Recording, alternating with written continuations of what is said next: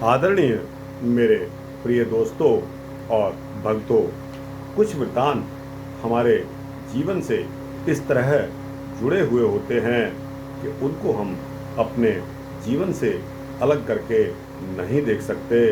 दोस्तों, अभिभावक यानी कि माता पिता सभी को चाहिए कि वे अपनी संतान को संभाल कर उनकी तनिक भी उपेक्षा ना करें।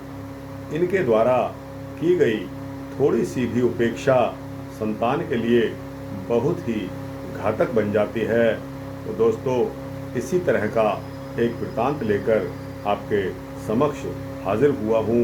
दोस्तों, यह वृत्तांत सूक्ष्म वृत्तांत है, बहुत बड़ा वृत्तांत नहीं है, अतः 7-8 मिनट में ज़्यादा से ज़्यादा खत्म हो जाएगा। अतः आपसे विनती है कि बने रहिए इस वृत्तांत में मेरे साथ। और दोस्तों, अनुभव लेकर इस वृत्तांत से आप अपनी संतान को किस तरह संभालेंगे, इस तरह का अनुभव लेकर आपका परोपकार होगा, आपकी संतान का भी परोपकार होगा। दोस्तों, यह आजकल के परिप्रेक्ष्य में बहुत ही ज़रूरी हो गया है। तो आइए बिना समय गंवाए इस वृत्तांत को शुरू करते हैं। दोस्तों, सुनीता मृत्यु देवता की लड़की यानी कि कन्या थी। बचपन से ही वह देखती आ रही थी कि उनके पिता धार्मिकों को सम्मान देते हैं और पापियों को दंड देते हैं। अपनी सहेलियों के साथ खेलने में प्रायः वह इन्हीं बातों का अनुकरण किया करती थी। दोस्तों, एक बार की बात है कि वह अपनी सहेलियों के साथ खेलती हुई बहुत दूर निकल गई। वहाँ एक सुंदर गंधर्व कुमार सरस्वती की आराधना में लीन था।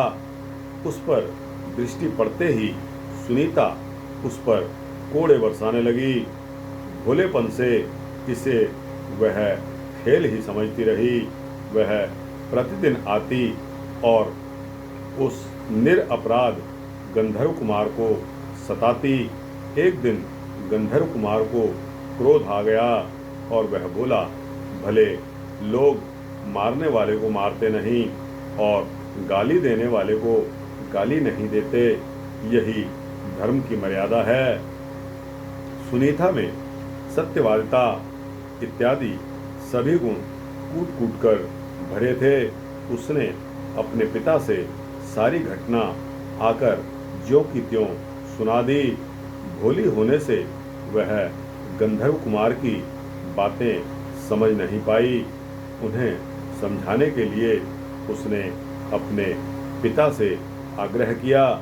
मृत्यु ने अपनी पुत्री की जिज्ञासा पर चुप्पी साध ली, जो अच्छी नहीं थी। पुराण ने इसे दोष माना है, क्योंकि मारने वालों को मारना नहीं चाहिए और गाली देने वालों को गाली नहीं देनी चाहिए। इन वाक्यों का अर्थ जो बच्ची नहीं समझ पाती और अभिभावक से समझना चाहती है, उसे समझाना आवश्यक अनर्थकारक हो सकता है। ऐसा ही हुआ।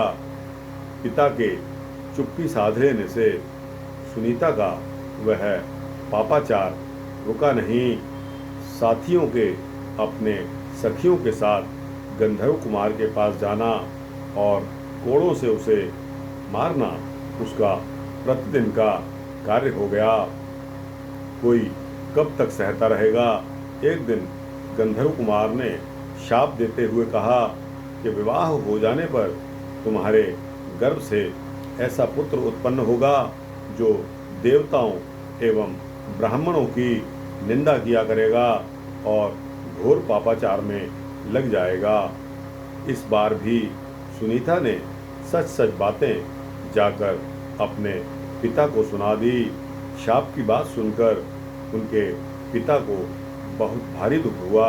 उन्होंने इस बार समझाया, निर्दोष तपस्वी को पीटना अच्छा काम नहीं है।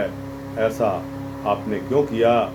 तुमसे भारी पाप हो गया है, तुम्हें पाप भी लग गया है, अतः अब तुम पुण्य कर्मों का अनुष्ठान करो, सत्संगति करो और भगवान विष्णु के ध्यान में लग जाओ, तभी तुम्हारा उद्धार होगा। तो दोस्तों, यह उसके पिता ने उसको सॉल्यूशन यानी कि उसका हल बताया।